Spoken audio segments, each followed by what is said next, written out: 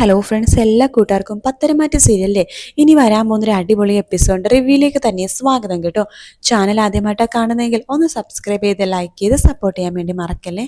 അങ്ങനെ ഇത്രയും നാള് തങ്ങളെ സഹായിച്ചുകൊണ്ടിരുന്നത് തൻ്റെ സ്വന്തം ചേച്ചി നവ്യയാണെന്നുള്ള മഹാസത്യം ആദർശും അതുപോലെ തന്നെ നയനയും കൂടി മനസ്സിലാക്കിയിരിക്കുക കേട്ടോ.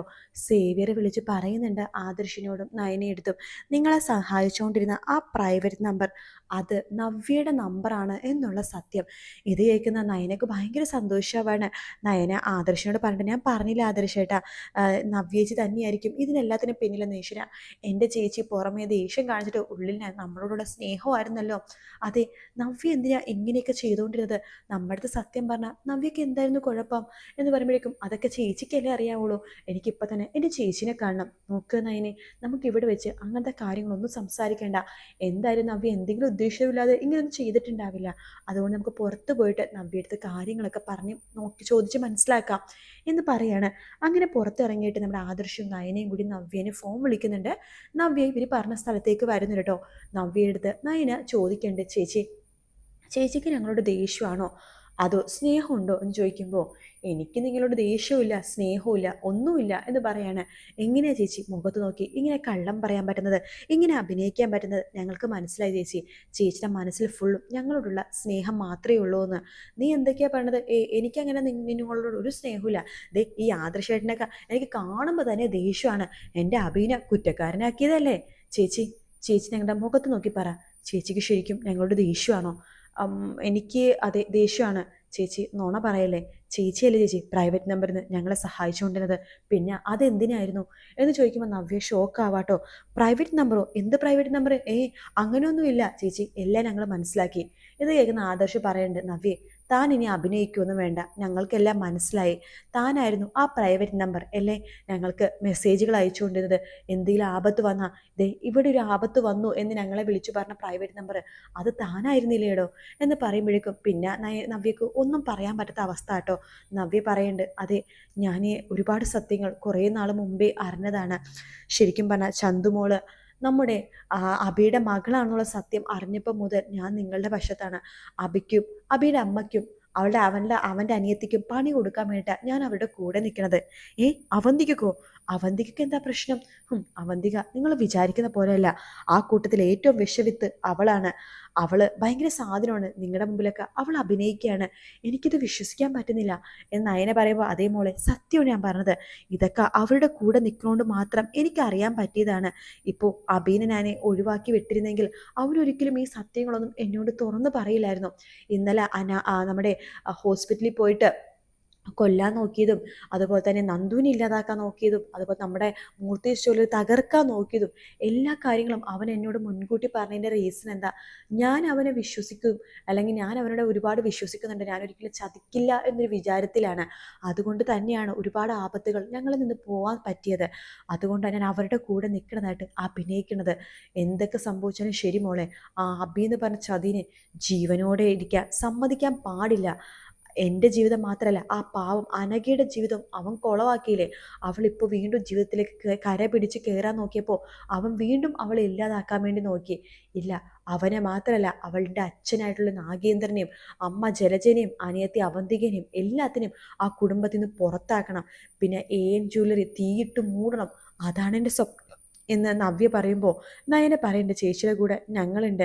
പിന്നെ ചേച്ചി വിചാരിക്കുന്ന പോലെ നാഗേന്ദ്രൻ ഒരുപാട് ദുഷ്ടത്തിനോടും കാണിച്ച ഒരാളല്ല ചേച്ചി.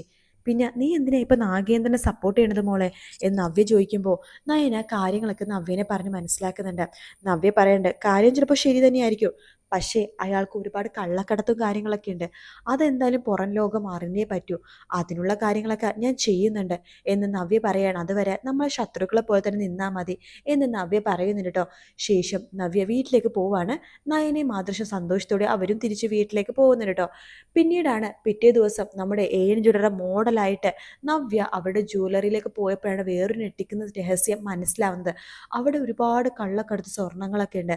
അത് അവരവിടെയല്ല വെച്ചിരിക്കുന്നത്, നാഗേന്ദ്രൻ്റെ ഗസ്റ്റ് ഹൗസിലേക്കാണ് വെച്ചിരിക്കുന്നത്.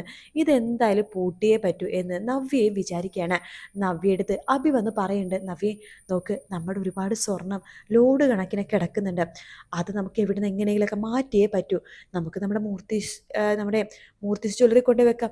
അതൊന്നും വേണ്ട, നമുക്ക് അനന്തപുരി തറവാട്ടിൽ കൊണ്ട് വെക്കാം എന്ന് നവ്യ പറയാണ്. അനന്തപുരിയിലേക്കോ? ഈ കള്ള സ്വർണ്ണങ്ങളോ? മുത്തശ്ശനെങ്ങനെ കണ്ടുപിടിച്ച? ഒരിക്കലും കണ്ടുപിടിക്കില്ല. കണ്ടുപിടിച്ചാലും കുഴപ്പമില്ല, മൂർത്തി ജ്വല്ലറിയുടെ സ്വർണ്ണം എന്ന് പറഞ്ഞിട്ട് അവരുടെ തലയിൽ വെച്ച് കെട്ടാം എന്നൊക്കെ അഭി പറയാണ്. ഇത് കേൾക്കുന്ന നവ്യ, പിന്നെ അവിടെ വെച്ച് കെട്ടി തന്നെ നിന്നെ നിന്റെ അച്ഛനെ കൊടുക്കോടാ, നിന്റെ അച്ഛൻ്റെയും അവസാനം ആവാനായി എന്നൊക്കെ നവ്യ വിചാരിക്കുന്നുണ്ട്. ശേഷം രണ്ടുപേരും ആ ഒരു ഹോട്ടൽ റൂമിൽ സ്വർണ്ണങ്ങളൊക്കെ പൂഴ്ത്തി വെച്ചേക്കണം ആ ഹോട്ടൽ റൂമിൽ ഇരിക്കുന്ന സമയത്ത് നമ്മുടെ നവ്യ ഒരു അടിപൊളി പണി കൊടുക്കാട്ട് രണ്ടുപേരെ പെടുത്തി കളയാണ്. പോലീസിനെയും പത്രക്കാരെയും ടി വിക്കാരെയും എല്ലാ മാധ്യമപ്രവർത്തകരെയൊക്കെ വിളിക്കുന്നുണ്ട്. എന്നിട്ട് സ്വർണ്ണമെല്ലാം തന്നെ ഇവരിവിടെ പൂട്ടി വെച്ചിരിക്കുകയാണെന്നും അതുപോലെ തന്നെ ജ്വല്ലറിയിൽ കൊടുത്തു വന്നിരുന്ന സ്വർണം അത് മായം കലർത്തിയ സ്വർണമാണെന്നും എന്നുള്ള ഫുൾ തെളിവുകളും ആ അൺനോൺ നമ്പറിൽ നിന്ന് നവ്യ വിളിച്ചു പറയാട്ടോ. അങ്ങനെ പോലീസും കാര്യങ്ങളൊക്കെ നാഗേന്ദ്രനെ അഭിനെയും പൂട്ടുകയാണ് ചെയ്യണത്. നാഗേന്ദ്രൻ അതിൻ്റെ ഇടയിൽ പെട്ടുപോയതിൽ നയനക്കും ആദർശനും വിഷമം ഉണ്ടെങ്കിൽ പോലും കള്ളമല്ലേ ചെയ്തത്, അതുകൊണ്ട് ചെറിയൊരു ശിക്ഷ കിട്ടട്ടെ എന്ന് അവരും വിചാരിക്കുകയാണ്. അങ്ങനെ നാഗേന്ദ്രൻ്റെ ജ്വല്ലറി പൂട്ടിപ്പോവാണ് ചെയ്യണം കേട്ടോ. അപ്പോഴും നാഗേന്ദ്രൻ അഭിനോട് പറയുന്നുണ്ട്, എടാ മോനെ, നമ്മുടെ ഈ രഹസ്യങ്ങളൊക്കെ നമ്മളറിയാതെ വേറെ ആരോ അറിയുന്നുണ്ട്. ഈ കാര്യങ്ങളൊന്നും നമ്മൾ ഫോൺ വഴി സംസാരിച്ചിട്ടേ ഇല്ല. ഫോൺ വഴി സംസാരിക്കാത്ത കാര്യങ്ങൾ എങ്ങനെയാണ് മൂന്നാമതൊരാൾ അറിഞ്ഞത്? നീ ഈ കാര്യങ്ങൾ വേറെ ആരോടെങ്കിലും പറഞ്ഞിരുന്നോ എന്ന് നാഗേന്ദ്രൻ ചോദിക്കുമ്പോൾ അഭി തീർച്ചയായിട്ടും പറയും, അതെ പറഞ്ഞിരുന്നു, നവ്യ എടുത്ത് പറഞ്ഞിരുന്നു എന്നുള്ള സത്യം. അപ്പോഴാണ് നാഗേന്ദ്രൻ പോലും ഒരു സംശയം തോന്നുന്നത്. ഇനി നവ്യ കൂടെ നിന്ന് ചതിക്കുകയായിരുന്നോ? ഏഞ്ചുളുടെ മോഡലായിട്ട് അവിടെ വന്ന് ഏഞ്ചുളുടെ രഹസ്യങ്ങളെല്ലാം ചോർത്തി പിന്നെ അബിയുടെ വിശ്വസിക്കാൻ പറ്റുന്ന ഒരു ഭാര്യയായിട്ട് അഭിനയിച്ചു. അബിയുടെ കയ്യിലുള്ള രഹസ്യങ്ങളെല്ലാം ചോർത്തുകയും ചെയ്യുന്ന ഇനി അവളാണോ യഥാർത്ഥ ശത്രു എന്ന് നാഗേന്ദ്രനെ പോലും തോന്നുവാണ്. നാഗേന്ദ്രൻ അബി എടുത്ത് ചോദിക്കേണ്ടത്, എടാ മോനെ അബി, ഇനി നിന്റെ ഭാര്യ നവ്യയാണോടാ എല്ലാത്തിനും പിന്നിൽ? അവളാണോ നമ്മളെല്ലാവരെയും ചതിക്ക് കൂട്ടു നിൽക്കുന്നത് അവളാണോ എന്നൊക്കെ ചോദിക്കുമ്പോൾ അവളാവാൻ ഒരു വഴിയില്ല, പറയാൻ പറ്റില്ലടാ, എനിക്കിപ്പോൾ അവളെ നല്ല സംശയമുണ്ട്. അവളാണോ സത്യങ്ങളൊക്കെ അവൾക്ക് മാത്രമേ അറിയാവുന്നു. നമ്മൾ എവിടെ പോയാലും എന്ത് ചെയ്താലും എല്ലാം പാളിപ്പോകുന്നു. അതേടാ, എല്ലാത്തിനും കാരണക്കാരി അവൾ തന്നെയാണ് എന്ന് നമ്മുടെ നാഗേന്ദ്രൻ മനസ്സിലാക്കാൻ അത് അഭിയെടുത്ത് പറയുന്നുണ്ട്. പക്ഷെ അത് അവർ ഒരുപാട് വൈകിപ്പോയിട്ടോ കണ്ടുപിടിക്കുമ്പോഴേക്കും രണ്ടുപേരും ജയിൽവാസത്തിലേക്ക് പോകുമ്പോഴാണ് ഈ സത്യങ്ങളൊക്കെ കണ്ടുപിടിക്കുന്നത്. അങ്ങനെ അഭിനെ നാഗേന്ദ്രനെ പൂട്ടുന്ന സമയത്ത് ജലജനെ പൂട്ടാൻ വേണ്ടിയിട്ടുള്ള കാര്യങ്ങളൊക്കെ ചെയ്യാണ് നമ്മുടെ നയനയും ആദർശം കൂടി ചേർന്ന്. ജലജയുടെ പഴയ കാല രഹസ്യങ്ങൾ, അതായത് ജലജക്ക് ഒരു കുഞ്ഞും കൂടിയുണ്ട്, ആ കുഞ്ഞിനെ കുറിച്ചുള്ള രഹസ്യങ്ങളെല്ലാം തന്നെ നയന കണ്ടുപിടിക്കുകയാണ്. അത് കണ്ടുപിടിച്ച് ജലജ എന്ന് പറഞ്ഞ ആ സ്ത്രീ എന്തുമാത്രം ക്രൂരതകളാണ് ചെയ്തു കൂട്ടിയെന്നുള്ള സത്യങ്ങളൊക്കെ പുറം ലോകത്തോട് വിളിച്ചു പറയാണ് നയന. അങ്ങനെ അവിടെ നമ്മുടെ ജലജയും പൂട്ടിപ്പോവാണ്. ജലജയെ ശരിക്കും പറഞ്ഞാൽ പെട്ടുപോകാട്ടോ. പിന്നെ അവന്തിക മാത്രമേ ശേഷിക്കണതുള്ളൂ. അവന്തിക്ക് തിരിച്ചടികൾ കിട്ടുമ്പോൾ നന്നായി, അല്ലെങ്കിൽ അവന്തികയും അമ്മയുടെ കൂടെ പുറത്തേക്കാകും. കാത്തിരുന്ന് കാണാം ഫ്രണ്ട്സ്. വീഡിയോ ഇഷ്ടപ്പെട്ടാൽ ലൈക്ക് ചെയ്യുക, സബ്സ്ക്രൈബ് ചെയ്യുക, കമൻറ്റ് ചെയ്യുക. മറ്റൊരു വീഡിയോ ഇട്ട് കാണാം. Take care, bye bye.